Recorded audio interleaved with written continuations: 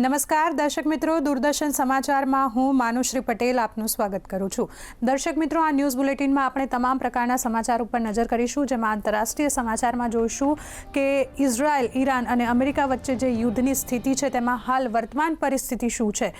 એને જ લગતા ન્યૂઝ જોઈશું કે તેના ઉપર ભારતીય શેર બજાર પર શું અસર પડી રહી છે, ભારતીય શેર બજારમાં કેટલો વધારો ઘટાડો નોંધાયો છે। આ તમામ પ્રકારના સમાચાર જોઈશું, પરંતુ જોઈશું હેડલાઇન્સ।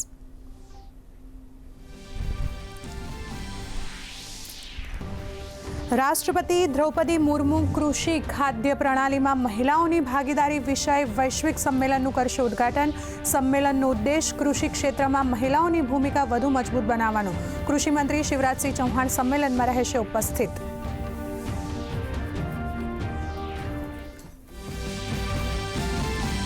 સંસદના બજેટ સત્રનો બીજો તબક્કો, બંને સદનમાં અનેક મહત્વપૂર્ણ કાર્યો પર ચર્ચા। લોકસભામાં આજે રેલવે મંત્રાલયના અનુદાનની માંગ પર થશે ચર્ચા અને મતદાન।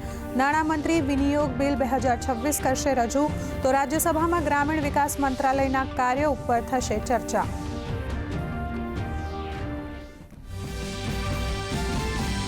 ઈરાનનો તેલ અને ઇમરજન્સી માર્ગો ઉપર હુમલો, ઇરાક પાસે 2 ઓઇલ ટેન્કર કર્યા ધ્વસ્ત।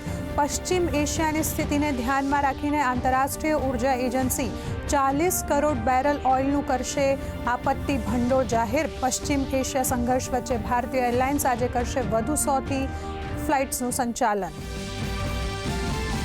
દેશમાં ઓઇલ અને ગેસનો પૂરતો જથ્થો ઉપલબ્ધ, તો રાજ્ય સરકારે ચીફ સેક્રેટરીની અધ્યક્ષતામાં કમિટીની કરી રચના। પ્રવક્તા મંત્રી જીતુ વાઘાણીનું નિવેદન, કહ્યું રાજ્યમાં ગેસનો પૂરતો જથ્થો ઉપલબ્ધ, કોમર્શિયલ એકમો માટે 80% ગેસ મળી રહે તેવી વ્યવસ્થા।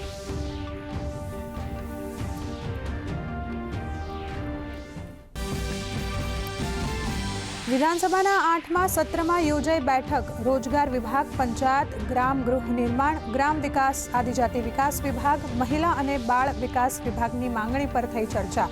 તો બપોરે 2:30 કલાકે મળશે વિધાનસભાની બીજી બેઠક।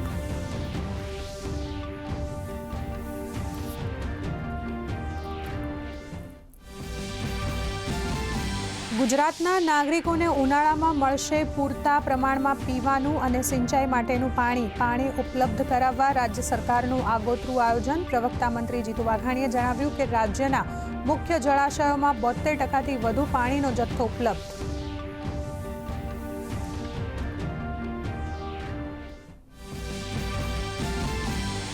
રાજ્યમાં માર્ચ મહિનામાં ગરમીએ તોડ્યો રેકોર્ડ, 41.9 ડિગ્રી મહત્તમ તાપમાન સાથે રાજકોટ સૌથી ગરમ શહેર, વડોદરામાં 41.6 તો અમદાવાદમાં 41.4 ડિગ્રી તાપમાન। રાજ્યના 10 શહેરોનું તાપમાન 40 ડિગ્રીને પાર।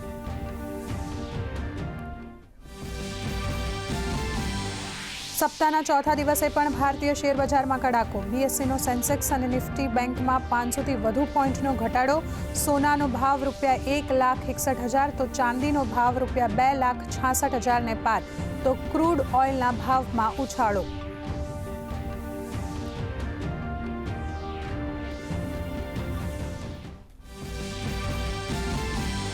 મહિલા હોકી વર્લ્ડ કપ ક્વોલિફાયરમાં ભારતે વેલ્સને 4-1થી હરાવીને સેમીફાઇનલમાં મેળવ્યું સ્થાન। નવનીત કૌરે ફટકારી હેટ્રિક।